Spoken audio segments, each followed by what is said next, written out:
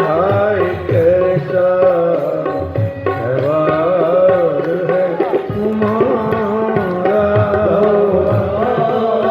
हाय कैसा व्यवहार है तुम्हारा। मुरली बजा के मोह क्यों कर लिया किनारा, मुरली बजा के मोह क्यों कर लिया किनारा।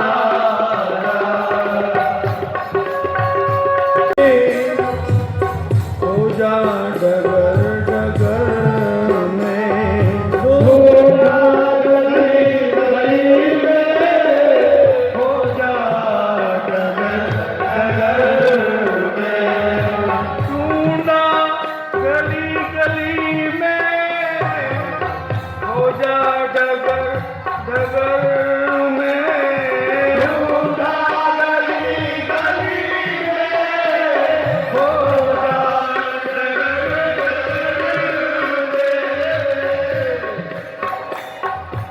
मन में यही लगन है, मन में यही लगन है, दर्शन मुझे दोबारा।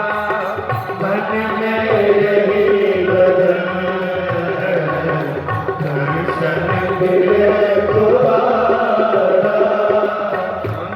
मन में यही लगन है, दर्शन मिले दोबारा। मन में यही लगन है, दर्शन मिले दोबारा। मुरली बजा के मोना क्यों कर लिया किनारा, मुरली बजा के मोना क्यों कर लिया किनारा। रसखान कवि का है। रसखान जी का जन्म मुस्लिम परिवार में हुआ। एक बार ये अपने उस्ताद गुरु के साथ मक्का मदीना जा रहे थे। जब आगे आगे इनके उस्ताद थे, गुरु थे, पीछे पीछे रसखान अभी बालक थे। जब मथुरा में जमुना के किनारे किनारे रसखान अपने गुरु के साथ जा रहे थे मक्का मदीना की ओर पैदल, तो उनके उस्ताद ने कहा, अरे रसखान सावधान, ये हिंदुओं का बहुत पवित्र स्थल है,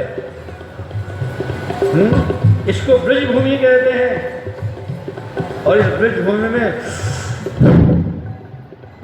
एक काला सांप बताया, तुम सावधान हो कि एक टट्टी लगा के मेरे पीछे चलना। यदि तुमने इधर उधर देख लिया ना तो वो सांप काला नाग तुम्हें डस लेगा। बिल्कुल एक टट्टी लगा के मेरे पीछे चलिए, इधर उधर नहीं देखना। अपने उस्ताद के कहने के अनुसार रसखान जी अपने उस्ताद के पीछे पीछे चल रहे हैं। और जब मथुरा में जमुना के किनारे किनारे चल रहे थे, उसी समय क्या हुआ, रसखान जी को मुरली की मधुर ध्वनि सुनाई देने लगी।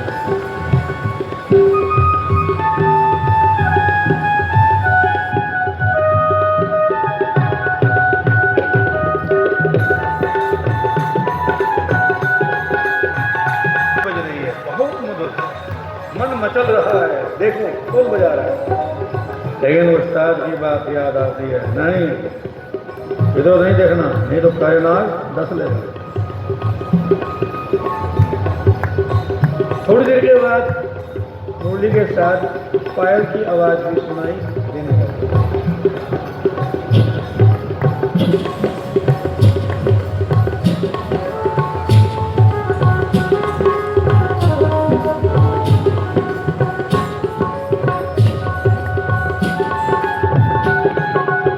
और मुरली और पायल की ध्वनि धीरे धीरे निकट होने लगी है। रसखान जी का मन मचल रहा है, एक बार देख लूँ, फिर उस्ताद का आदेश याद आता है। और एक समय ऐसा आया कि रसखान को लगा कि जैसे उसके बगल में ही कोई मुरली बजा रहा है और कोई नाच रहा है। उससे रहा नहीं रहा। उसने जैसे ही बगल में झांक के देखा तो उनको श्याम सुंदर मुरली बजाते हुए और राधिका भी नाचते हुए दिखाई दी।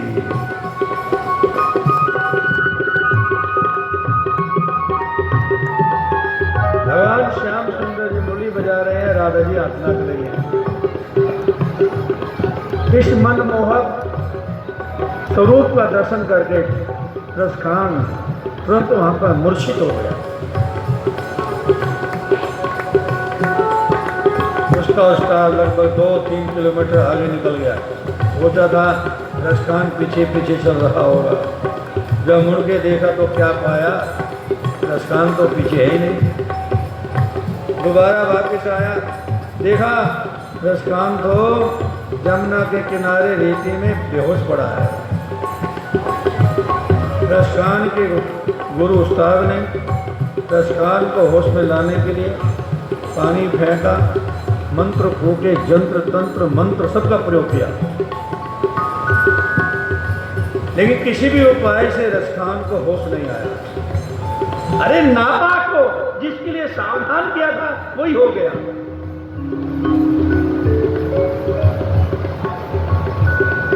रसखान के गुरु उस्ताद रसखान को उसी अवस्था में मरा हुआ समझ करके आगे बढ़ जाते हैं मक्का मदीना की ओर।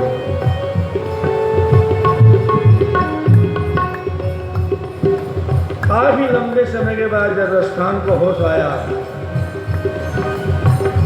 उसने जमुना के किनारे अपने आप को पाया। गुरु को जा चुके थे और अब रसखान जी का मन उन्हें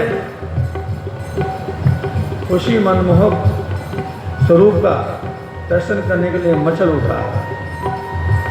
जब भगवान श्याम सुंदर जी मुरली बजा रहे थे तो राधा जी नृत्य कर रहे थे। अब रसखान जी भटक रहे हैं, मथुरा के जंगलों में भटक रहे हैं, जमुना के किनारे भटक रहे हैं। उस छवि का पुनः दर्शन पाने के लिए उनका मन मचल रहा है। प्रयास करने पर भी जब दर्शन नहीं मिल रहा है, रोने लगे। मथुरा में जमुना के किनारे एक महात्मा को दया आई, बोले रे क्यों रो रहे हो, क्या बात है? रसखान ने बोला कि मुझे अपने प्रभु के दर्शन चाहिए, वही छवि के दर्शन चाहिए जो मैं उनको हैं भगवान को नाचते हुए मुरली बजाते हुए राधा जी को नाचते हुए दर्शन किए। जब तक मुझे उनके अपने दर्शन नहीं मिलेंगे तो मुझे शांति नहीं होगी, मुझे चैन नहीं आएगा। मैं बहुत लंबे समय से भटक रहा हूँ, मुझे भगवान के दर्शन नहीं हो रहे। महात्मा बोले जाओ, यहाँ मथुरा से श्रीधाम वृंदावन 10 किलोमीटर है और श्रीधाम वृंदावन में श्री बांके बिहारी जी का मंदिर है। उस मंदिर में जाओ और जाकर के अपने इच्छित छवि के दर्शन पाओ। महात्मा जी कहने पर रसखान जी मथुरा से वृंदावन में आते हैं और बांके बिहारी जी के मंदिर में जब वो प्रवेश करना चाहते हैं, उनका मुसलमान फकीर बाना था, उनको मुस्लिम देख करके द्वारपालों ने उसको मंदिर में अंदर नहीं जाने दिया। उसने जब 2-4 बार मंदिर में जाने का प्रयास किया तो एक द्वारपाल ने उनको धक्का दे दिया। कई दिनों से कुछ खाया पिया नहीं थे, भूखे प्यासे थे। जैसे धक्का दिया वो बांके बिहारी जी की डोडी के ऊपर गिर के बेहोश हो गए। बांके बिहारी जी का शयन आरती हुआ, सब भगवान की आरती संग आरती करके अपने अपने घर को चले गए। पुजारी लोगों ने भी भगवान के पट बंद करके टाई लगा के वो भी अपने घर को चले गए। किसी ने रसखान की तरफ ध्यान ही नहीं दिया।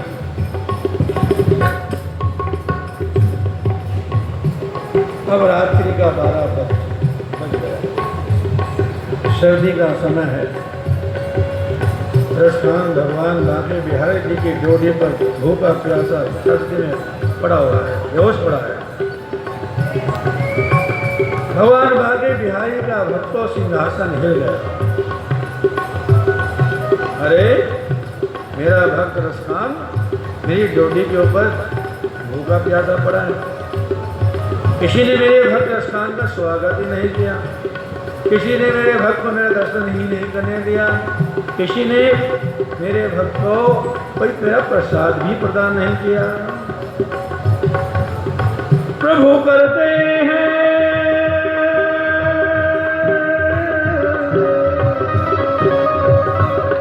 अपने बंदों की निगरानी।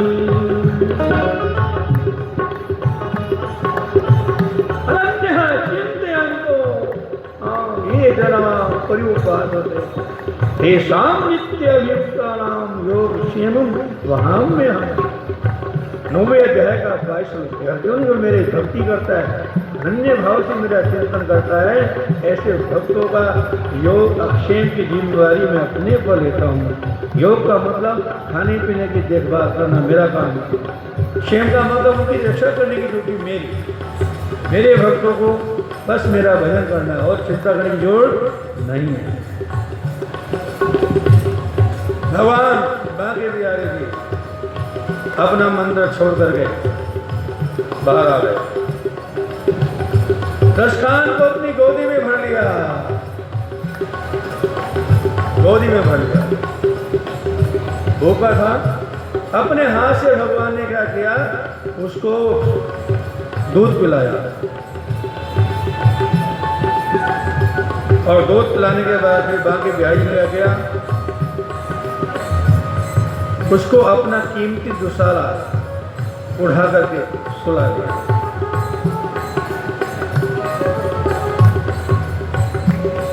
जब प्रातःकाल ब्रह्म मुहूर्त हुआ, मंदिर के पुजारी मंदिर में आए। क्या देखा, अरे इस फकीर के ऊपर हमारे बांके बिहारी जी की कीमती चादर इसने ओढ़ रखी है, ये तो चोर है चोर। सब लोग चिल्लाने लगे, ये तो चोर है, इसने बांके बिहारी जी की चादर को चुराया है। एक पुजारी ने कहा, अरे भैया चलो पहले मंदिर में जाके देखते हैं। बांके बिहारी जी के मंदिर के बड़े बड़े मोटे मोटे दरवाजे हैं, बड़े बड़े मोटी संकल हैं, मोटे मोटे ताले हैं, इतनी आसान नहीं है उनको खोलना। और जब देखा यथावत ताला बंद है, दरवाजे बंद है, जब खोल के अंदर गए तो बांके बिहारी जी का चादर नहीं था। बोलो हरि कृष्ण। सारे भक्त, सारे के सारे पुजारी को अपनी गलती का एहसास हुआ। उन्होंने रसखान से माफी मांगा और फिर उसको बांके बिहारी जी के सामने खड़ा कर दिया। भगवान बांके बिहारी के दर्शन तो मिले, लेकिन वो छवि के दर्शन नहीं मिले जो छवि उन्होंने मथुरा में जमुना के किनारे श्याम सुंदर मुरली माता भगवान को मुरली बजाते हुए और राधा जी को घुंघरू पहन के नाचते हुए देखे थे। मन संतुष्ट नहीं हुआ भक्तों, मन संतुष्ट नहीं हुआ। अब रसखान जी बांके बिहारी जी के मंदिर के पास बाहर बैठ के रोने लगे। एक महात्मा ने पूछा, भैया क्या बात, क्यों रो रहे हो? अपना दर्द सुनाया कि मुझे श्याम सुंदर के मुरली बजाते हुए और राधा जी के नाचते हुए दर्शन चाहिए, वो दर्शन मुझे नहीं मिल रहे हैं, मैं तड़प रहा हूँ। अरे भक्त एक काम करो, यहाँ निकट में ही मधुबन है और मधुबन में भगवान गोपी के साथ रास रचाते हैं। जाओ यहाँ से मधुबन में जाओ और अपने इच्छित छवि के दर्शन पाओ। महात्मा जी के कहने पर रसखान जी अब कहाँ जाते हैं? बांके बिहारी के मंदिर से मधुबन में गए। मधुबन तुम ही बताओ मोहना कहाँ गया है। मधुबन तुम ही बताओ मोहना कहाँ गया है। मधुबन तुम ही बताओ मोहना कहाँ गया है। मधुबन तुम ही बताओ मोहना कहाँ गया है। रसकान जी बार बार मधुबन को पुकार रहे हैं, भैया बताओ मोहना मनमोहना वो कहाँ गया है। लेकिन मधुबन कोई उत्तर नहीं दे रहा है, चुप है, खामोश है। अब रसखान जी ने क्या देखा ध्यान से, अब तो क्या देखा, इस मधुबन के तो सारे पत्ते ही मुरझाए पड़े हैं, झुलसे पड़े हैं। रसखान जी को लगा भैया जो हमारे साथ हुआ है तो उन्होंने इसके साथ भी कर दिया है, मधुबन के साथ भी कर दिया है। इसमें हमारे में कोई अंतर नहीं है, ये भी प्रभु के विरोध में झुलस गया है। अच्छा भैया मत बताओ, हमें मालूम पड़ गया कि क्या है। कैसे कैसे कैसे झुलस गया है, कैसे झुलस गया है कोमल बदन तुम्हारा, कैसे झुलस गया है कोमल बदन तुम्हारा, कैसे झुलस गया है कोमल बदन तुम्हारा, कैसे झुलस गया है कोमल बदन तुम्हारा।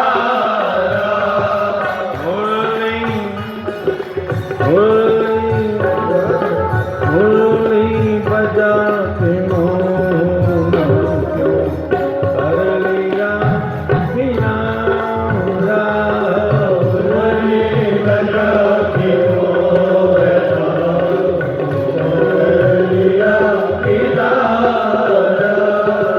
अपनों से हाय कैसा व्यवहार है तुम्हारा, अपनों से हाय कैसा व्यवहार है तुम्हारा।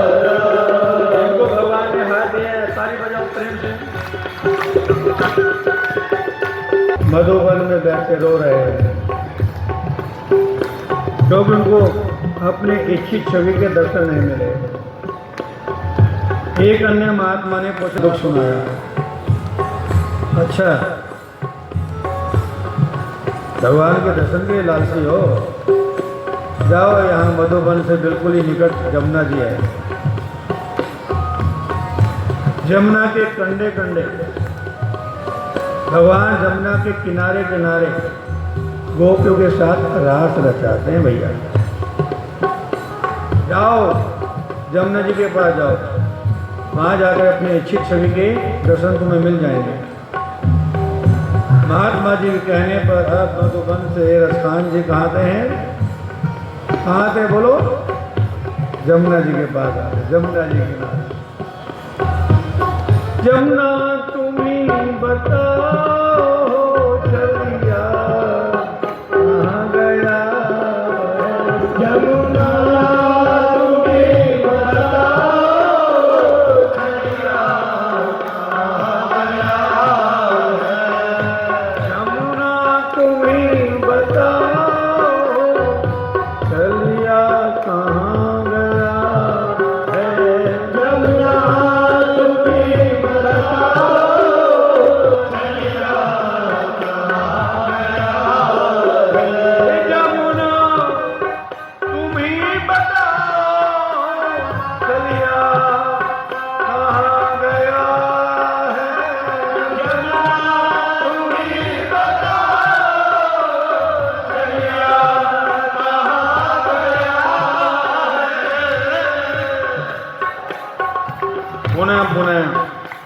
दशकान जी जमुना से पूछते हैं, बताओ मैया मेरे प्रभु कहाँ हैं? जमुना मैया अभी खामोश है, कोई उत्तर नहीं दे रही, कुछ नहीं बोल रही। ओ ध्यान से जमुना की ओर देखा, क्या देखा कि जमुना जी का तो पानी हरे रंग का होता है, इसका जमुना जी का पानी तो बिल्कुल नीले रंग का हो गया। अर्थात प्रभु ने जमुना जी को भी छोड़ दिया है और जमुना जी भगवान के गिरे में रो रो के उनकी आंखों के आंसू से उसका जल हरे से क्या हो गया, नीला हो गया। मैया अब बताओ ना बताओ, मुझे पता लग गया। तू भी चली गई है, तू भी चली गई है, कहती है नील धारा, तू भी चली गई है, कहती है नील धारा, तू भी चली गई है, कहती है नील धारा, तू भी चली गई है, कहती है नील धारा। मुरली मुरली मुरली बजा के मुरलिया किनारा, मुरली बजा के मुरलिया किनारा। अपनों से हाय कैसा व्यवहार है तुम्हारा, अपनों से हाय कैसा व्यवहार है तुम्हारा, अपनों से हाय कैसा व्यवहार है तुम्हारा, अपनों से हाय कैसा व्यवहार है तुम्हारा, बजा लिया व्याकुल हृदय जाने, राधा की पीड़ निर्मल, व्याकुल हृदय जाने, राधा की पीड़ निर्मल, व्याकुल हृदय जाने।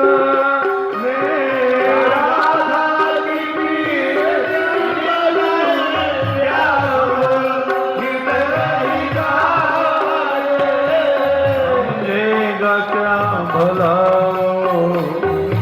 समझेगा क्या भला, जिनको न गम प्यारा, समझेगा क्या भला,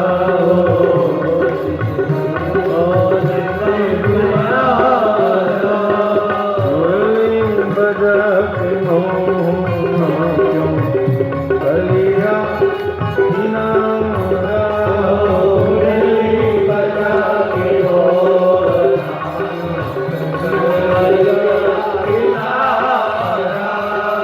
अपनों से हाय कैसा व्यवहार है तुम्हारा, अपनों से हाय कैसा व्यवहार है तुम्हारा। हरे कृष्णा कृष्णा कृष्णा हरे राम राम राम हरे हरे। और भी ताली बजाइए, महामंत्र बजाइए। हरे कृष्णा हरे राम राम राम।